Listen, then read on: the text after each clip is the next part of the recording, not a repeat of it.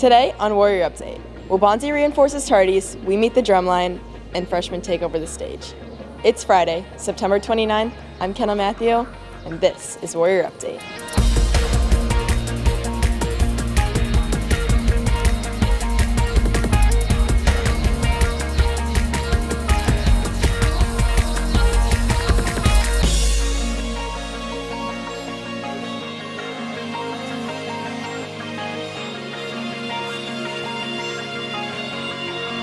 The school is looking to curb first period tardies. Paisley Nomowitz has more.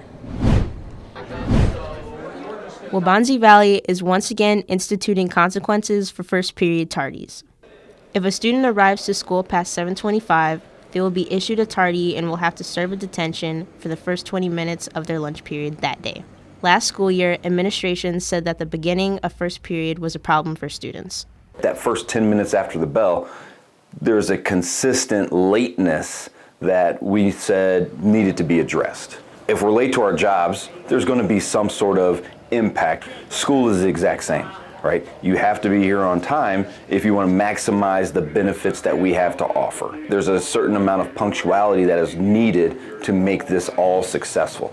It's important that students are here on time so that way the teachers in the classroom can get that opportunity. The school said that it's not a matter of punishing students, but rather a learning opportunity about why it's important to arrive on time. It's not a gotcha moment. We're wanting for students to be here, get the quality education that we're offering, and then continue on with the rest of their life goals and life plans. It's just that we can't do what we need to do if they're not here on time. Recognize there is a responsibility from us as a school to teach, from you as a student to learn, but it needs to be known by all, get to school on time to get the best education that we're trying to offer you. For Warrior Update, I'm Paisley Namowitz. Some students march to the beat of a different drum. Delaney Miller reports. It's a section of the marching band that you've heard, but may not have heard about. Drumline starts the week before the rest of the band, and we start learning like the cadence you hear that we play when we walk into the football field, or the things you hear on the sidelines when we're on the track. But we start in like August, like a week or two into August, like 2 weeks before school starts. So first we usually like learn the movements of the show, and then we go like set by set, and then we like add music. And it's a lot of work, so you have to memorize that music, then doing run-throughs, and then just slowly adding on each different like songs of the whole show.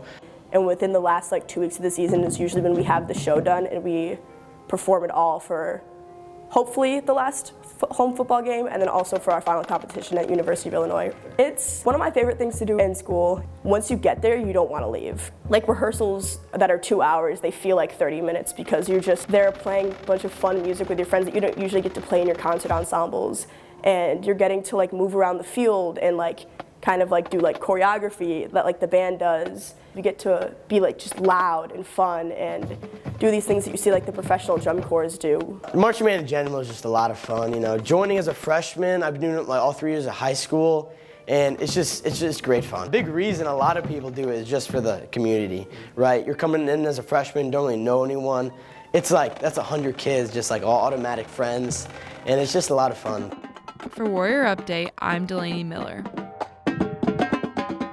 The class of 2027 took over the stage this week. Justin Toledo has more.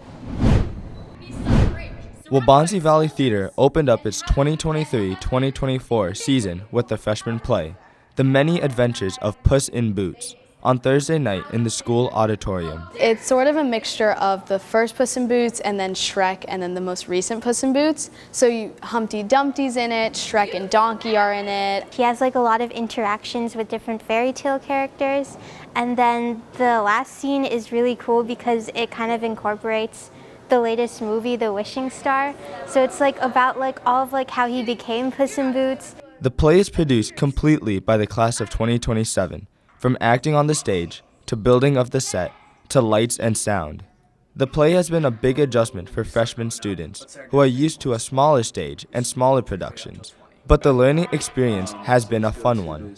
Now we're on a real stage, which is really cool, and it's a lot more fast-paced and a lot of independent learning. Because we only had a month to do this, it was a bit difficult because it was a lot and a lot of blocking. The biggest challenge was kind of just, you know, always like staying on top of things, because obviously in middle school we had we had 2 months to prepare for the musical, but then over here we have a month, so it's kind of just getting used to that.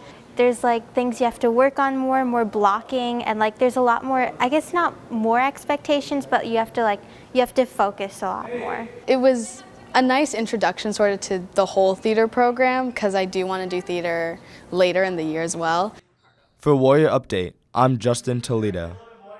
A math teacher is using quotes to engage students. Mackenzie Green has more. Some teachers are finding unique ways to engage students in core classes. At Waubonsie, one math teacher in particular is using what's called a quote wall to evoke student thought and responses. I started the quote wall because I was really looking for a way to incorporate other things in math. I didn't want my classroom to just be about math. I wanted students to come in and feel comfortable and feel like they could relate to this room in more ways than just oh, I need math help, or oh, I'm working on a math assignment. The idea is there's a new quote each week. This year I might not be doing it every week, but maybe, every so often. Just kind of depends on how you want to format that is kind of up to you.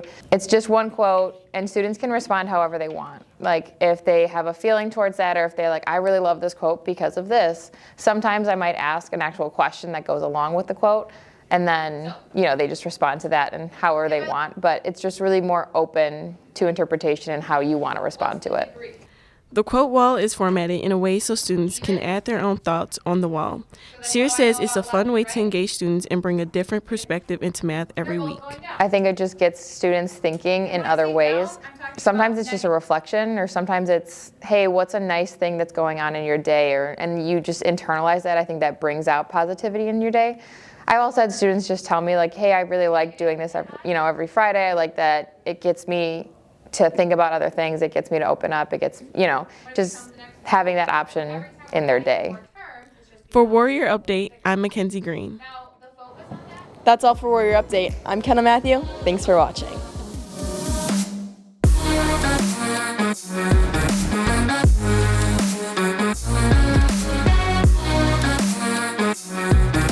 A math teacher is using quotes to engage students. Mackenzie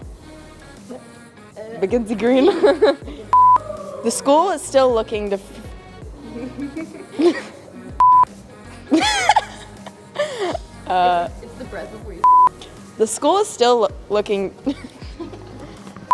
This week on Warrior Update, the freshmen take over the stage. Season opener. Cut.